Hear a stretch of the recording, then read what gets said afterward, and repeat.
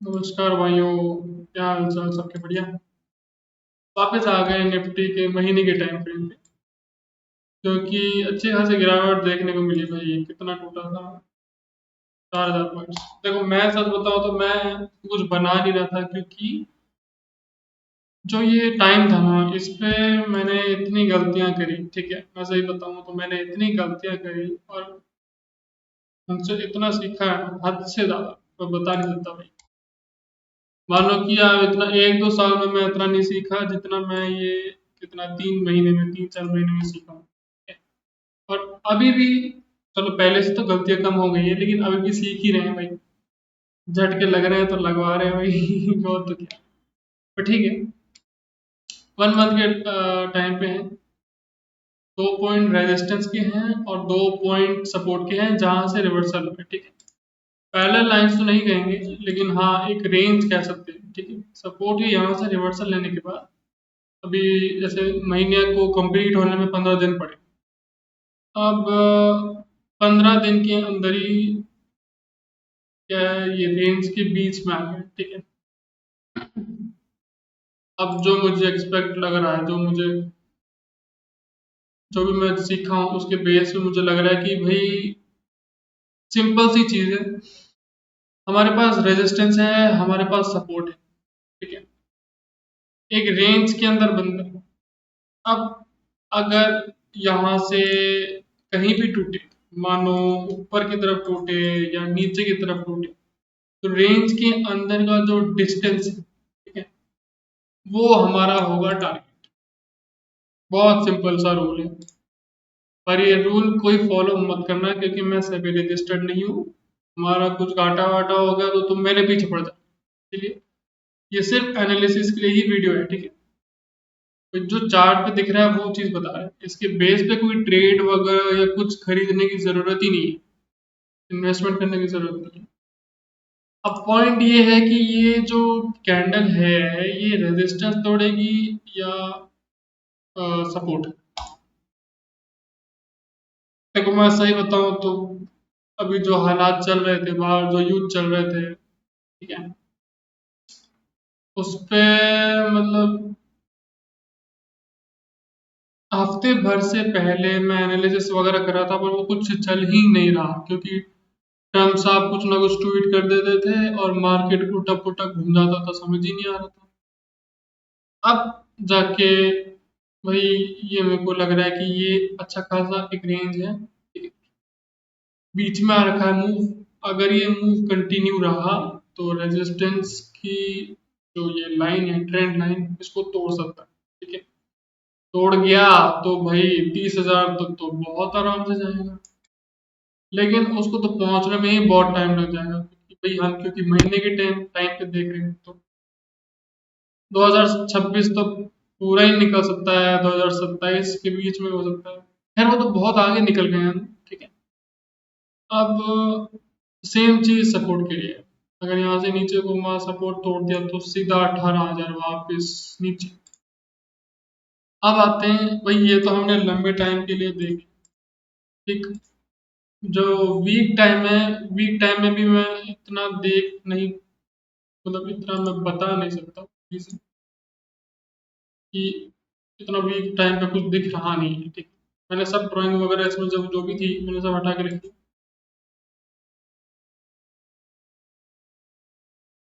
तो तुमको एक चीज दिखाऊं तो ये जो पॉइंट है 3 फरवरी से लेके ये 26 फरवरी, ठीक है, ये जो रेंज है,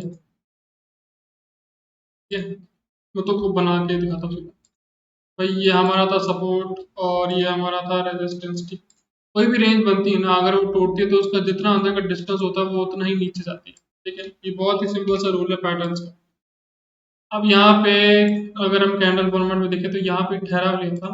ठहराव लेने के बाद यहाँ पे फिर से रुका।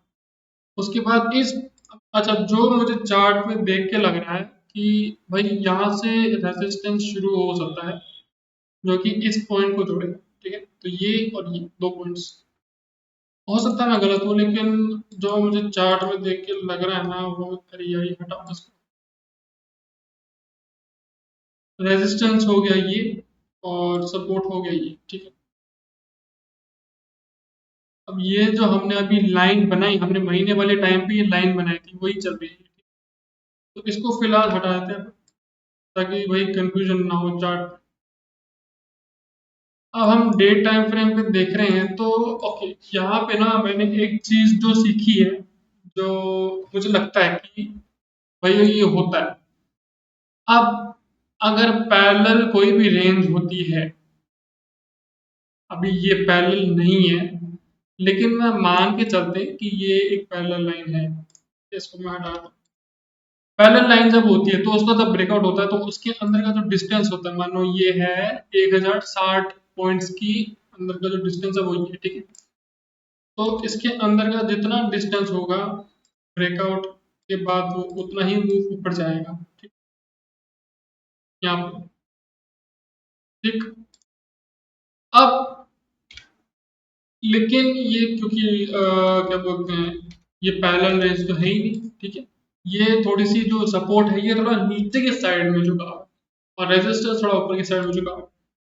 अब जो पॉइंट है वो मेरा पॉइंट ये है कि ऐसे केस में अपना जो डिसेंडिंग ब्रॉडनिंग वेज का पैटर्न होता है ना, जिसमें तो तुमको दिखा पाओ तो दिखा सकूँ, ट्रायंगल पैटर्न।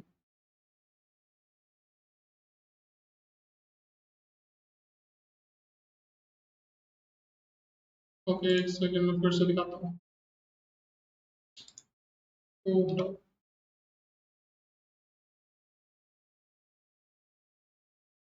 ये पॉइंट, ये ये और ये डिसेंडिंग ब्रॉडनिंग वेज का क्या होता है कि जो पैटर्न का जो पूरा स्ट्रक्चर है वो नीचे की तरफ झुका होता है, ठीक है। ऐसे रेजिस्टेंस थोड़ा ऊपर की तरफ में होता है और सपोर्ट जो है वो थोड़ा नीचे की तरफ। अब इस पैटर्न में क्या होता है कि जैसे जहां से शुरू हुआ ये और जहां पे सबसे नीचे गया, जो कि ये पॉइंट है। डिसेंडिंग रनिंग वेज में क्या होता है कि ऊपर से लेके नीचे का जो रेजिस्टेंस है वो कितना, ये जो लंबा है, अगर वो उस पैटर्न में ब्रेकआउट होता है तो ब्रेकआउट के बाद उतनी ही जो डिस्टेंस है उतनी ही डिस्टेंस तक वापस जाता है, ठीक है। एक सेकंड में इसको सेटिंग। अब क्योंकि देखो प्रॉपर ये डिसेंडिंग ब्रॉडनिंग वेज नहीं है, क्योंकि यहाँ पे कोई छोटा मुंह, मतलब छोटा छोटा कोई स्ट्रक्चर होते होते ऐसे बड़ा नहीं हुआ, ठीक है। लेकिन मैं जितना भी अभी मैं जैसे दिन में भी ट्रेड करता हूँ, मैं बहुत टाइम से देख रहा हूँ, तो ऐसा मैंने देखा है कि अगर पैरेलल लाइन के बाहर निकल गया, मतलब एक जो सपोर्ट हो गया नीचे, एक रेजिस्टेंस हो गया ऊपर, तो बहुत बार देखा है कि इसके अंदर का जो डिस्टेंस है वो ब्रेकआउट के बाद पूरा टारगेट जो है वहां तक कैंडल जाती है आराम से। अब ये जाए तो बहुत बढ़िया बात, और नहीं जाए तो भाई अपनी एनालिसिस में कोई खोट होगा। जहां तक मैंने ट्रेड्स में देखा है, इंट्राडे में देखा है, तो ये चलता है, ठीक है। अब ये चल गया तो मतलब 24,900 तक का तो आराम से मुझे लगता है टारगेट मिलना चाहिए। अभी हम डे टाइम फ्रेम पे देख रहे हैं तो जैसे आज है अपना वेडनेसडे, ठीक है, थर्सडे फ्राइडे, 2 दिन पड़े। 2 दिन में एक्सपेक्ट, मुझे मुझे लगता है, नजरिया है कि भाई जैसे ब्रेकआउट के बाद एक ही कैंडल इतनी जबरदस्त ऊपर गई, ठीक है। लाइन फॉर्मेट में एक ही स्पॉट अगर हम ध्यान दें तो भाई ये जो है ये भी छोटी सी, बहुत ही छोटी सी रेंज है, ठीक। ये हमारा सपोर्ट, उसको थोड़ा सेट कर दूं। अच्छा, पैरेलल तो ये भी नहीं है वैसे देखा जाए तो। अगर ये ऐसे के बजाय ये ऐसे होती ना तो भाई वो हो जाता, फ्लैग पैटर्न बन जाता। पर खैर नहीं है, क्या बोले।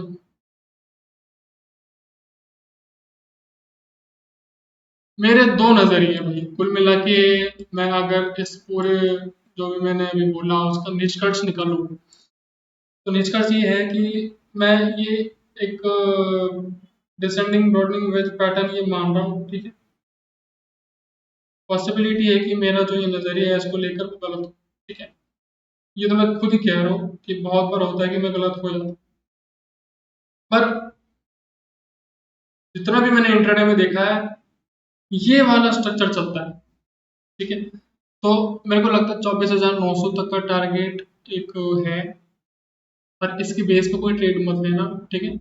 दूसरा कि अभी लाइन फॉर्मेट पे देख रहे हैं, ठीक है, क्योंकि कैंडल फॉर्मेट पे क्या है, बहुत ज़्यादा कंफ्यूजिंग लगता है मेरे को, तो मैं लाइन में समझा रहा हूँ, ठीक। ब्रेकआउट के बाद यहाँ ठहराव लेने के बाद छोटा सा रेंज बनाया, और आज उस रेंज को ओपन भी बाहर हुआ रेंज के और क्लोजिंग भी ग्रीन में हुआ पॉजिटिव। तो मुझे लगता है कि जो ये डिसेंडिंग ब्रॉडनिंग वेज का था, ब्रेकआउट दे दिया, बढ़िया। ऊपर का जो टारगेट है वो मुझे इसीलिए भी लग रहा है कि ये जो छोटी सी रेंज थी, आज कैंडल ने उसके ऊपर उस रेंज को तोड़ के ओपनिंग दी और क्लोजिंग भी ग्रीन में दी पॉजिटिव। तो मतलब शायद थर्सडे या फ्राइडे या अगले हफ्ते मुझे लगता है 24,900 तक का होना चाहिए, ठीक है। महीने पे भी हमने बता दिया और डे के हिसाब से बता दिया कि भाई अगले 2 दिन और अगला हफ्ता एक्सपेक्ट क्या रहना चाहिए। और भाई देखो मैं सेमी रजिस्टर्ड तो नहीं हूँ, पर थोड़ा बहुत मैं चार्ट देख देख कर जितना भी सीखा हूँ मुझे लगता है कि शायद 24,900 जाना चाहिए, ठीक है। अब इस वीडियो के बेस पे कोई भी ट्रेड या इन्वेस्टमेंट मत करना, ठीक है।